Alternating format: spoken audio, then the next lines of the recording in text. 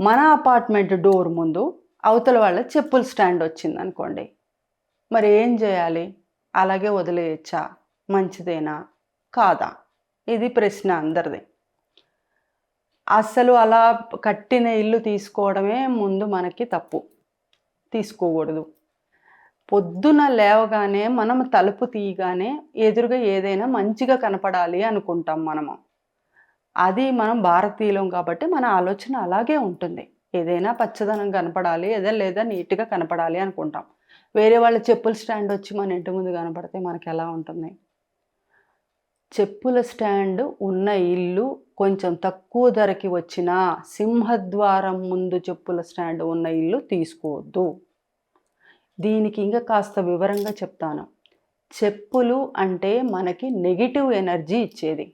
మన సింహద్వారము అంటే మన లక్ష్మి నిలిచి ఉండే స్థలం అది.